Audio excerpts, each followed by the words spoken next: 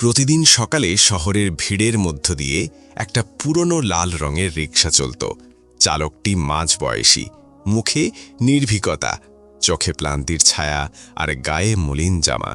তার নাম ছিল জাকির। জাকির রিকশা চালাত, কিন্তু কারো সঙ্গে কখনো বেশি কথা বলতো না। সে দিনরাত পরিশ্রম করত, খাবারও সামান্য খেত। সবাই ভাবত এই লোকটা বুঝি শুধু টাকার জন্য মরছে। কেউ কখনো তাকে হাসতে দেখেনি, কেউ তাকে নিয়ে ভাবতও না। তবে কিছুদিন পর পর লোকেরা লক্ষ্য করত জাকির মাঝরাতে একটা নির্জন পথে চলে যায়। কেউ জানত না কোথায় যায় সে, কি করে।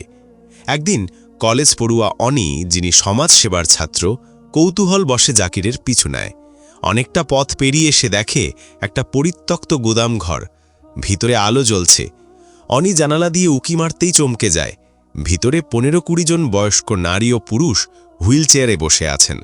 কারো পা নেই, কারো চোখ নেই, কেউ আবার বার্ধক্যে চলাফেরা করতে পারেন না। আর জাকির একে একে সবার সামনে খাবার, ওষুধ আর পরিচ্ছন্ন পোশাক পৌঁছে দিচ্ছে।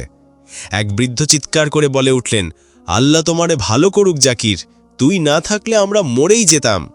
অনি স্তব্ধ, তার চোখে জল। পরদিন সকালে অনি সাহস করে জাকিরকে জিজ্ঞাসা করে, আপনি কারো সাহায্য ছাড়াই এতগুলো অসহায় মানুষের দায়িত্ব নিচ্ছেন কেন? জাকির কিছুক্ষণ চুপ থেকে বলল, আমি একসময় একজন সেনা ছিলাম। এক মিশনে আমার পা উড়ে যায়। বেঁচে ফিরলেও আমার সহযোদ্ধারা, যারা প্রতিবন্ধী হয়ে পড়েছিলেন, পরিবার, সমাজ, রাষ্ট্র, কেউ তাদের পাশে থাকেনি। আমি একাই বেঁচে গেছি, তাই তাদের জন্য কিছু করতে চেয়েছিলাম। অনি বিস্ময়ে জিজ্ঞাসা করল, তাহলে আপনি তো পেনশন পান, সরকার কিছু সাহায্য করে না? জাকির হাসে, আমার কাগজপত্র হারিয়ে গেছে, আমি আর পুনরুদ্ধারের জন্য কিছু করিনি। আমি চাই না যে আমার পরিচয়ই তাদের উপকারের কারণ হোক, আমি চাই কাজই কথা বলুক। এইভাবেই জাকির তার রিকশা চালিয়ে দিনের সব আয় জমিয়ে প্রতি সপ্তাহে নতুন কোনো প্রতিবন্ধী মানুষকে আশ্রয় দিত, তাদের সেবা করত। একদিন শহরে একটি দুর্ঘটনায় একটি শিশু হুইল চেয়ারে বন্দী হয়ে পড়ে। কেউ তার খরচ বহন করতে পারছিল না। সেই দিন রাতে জাকির নিজে তার রিকশা বিক্রি করে সেই শিশুর অস্ত্রোপচারের টাকা জোগাড় করল। কিন্তু সেই দিনই রাস্তায় একটি ট্রাক দুর্ঘটনায় জাকির চির বিদায় নেয়। পরদিন খবরের কাগজের হেডলাইন ছিল, রিকশা চালক নন, তিনি একজন নীরব যোদ্ধা ছিলেন, সেবার সৈনিক। জাকিরের মৃত্যুর পর অনি তার সমস্ত কাজের নথি তুলে ধরে।